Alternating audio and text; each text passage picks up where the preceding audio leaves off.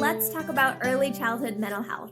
In this series, you are going to learn about 5 things you can do to support the mental health of a child 0 to 5 years old. The best thing you can do for a child is to help them identify and name their emotions.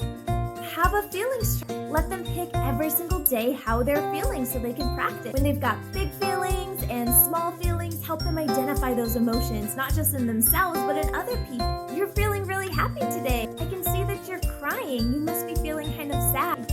Our puppy is feeling really energetic today because he's running around the house.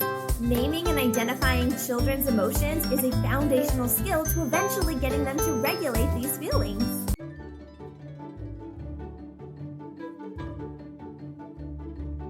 Tip number 2 for supporting early childhood mental health. Once children can name and identify emotions, we want them to understand the complexity of emotions. Help children understand the why of emotions, why someone is feeling the way they are. This girl is sad because she dropped her ice cream. This boy is angry because he doesn't have the ball that he wanted. Children also need to understand the intensity of emotion. You can help them by using simple words like big and little. Do you have a big feeling or is it a little feeling that you're having right now? You can also teach children about mixed emotion. They can have a big happy feel while also feeling a little bit of anxiety too. After understanding the complexity of emotion, they are finally ready to learn emotional regulation.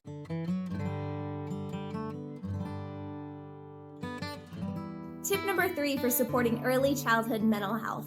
Today we're going to talk about emotional regulation. Here are 3 great ideas that you can teach children to help them calm down and that are age appropriate for children 0 to 5 years old. Counting to 10 is a great way to have children take a break, take a moment, collect themselves, see how they're feeling, and then react to the situation. And it's a really easy skill that lots of children already know. Deep breaths are such a great way to help us calm down. You can help children by taking a deep breath by teaching them to smell a flower with their nose and blow out a candle with their mouth. Another way you can teach deep breathing is with bubbles. A bubble wand, you'll take a deep breath in your nose and then you'll blow the bubbles out your mouth. And finally, to help a child calm down, have them close their eyes and think of something that makes them happy. I had a child who all she thought about was baby everything. Baby ponies make her happy, baby puppies make her happy, and so do baby birdies. This is a visualization technique, which is something that you'll find in meditation, and kids can do it too.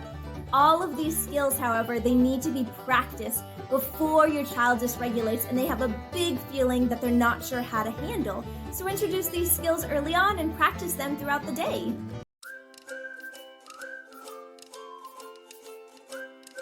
Tip number 4 for supporting early childhood mental health. We're talking about my favorite emotional regulation strategy today, and that is the calm down area. So when your child dysregulates, they're having a tantrum, maybe there's aggression or they're uncompliant, you can use the calm down area. This is in place of timeout. Instead of sending your child to timeout, send them to an area that's nice and calm, maybe secluded from noise and stimulation, where they have an opportunity to practice those other emotional regulation skills that we learned in tip number 3. So timeout typically has a determined amount of time, but with the calm down area, it's really just until your children have self-regulated and they're calm and ready to re-enter the world. In your calm down area, you can put pillows, blankets, bubbles, things that comfort your child that could help them re-regulate.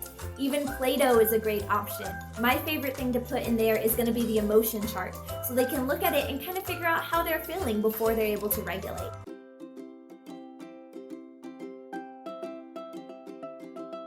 Let's talk about anxiety in early childhood mental health. So just like adults, children's anxiety sometimes manifests in their body. One way children can recognize anxiety in their body is through the feeling of tense. You can teach this a couple different ways. The easiest one is with your hands. When your hands are closed and balled up into a fist, your body is feeling tense. So hold it, and then let it go. Wiggle your fingers. That's what it feels like to be relaxed. You can also do the same thing with your toes. Grab your toes and have your child curl them like they're grabbing sand in their toes. Hold it, and release. That's what it feels like for your body to be intense, and for many children, that's what it feels like to have anxiety.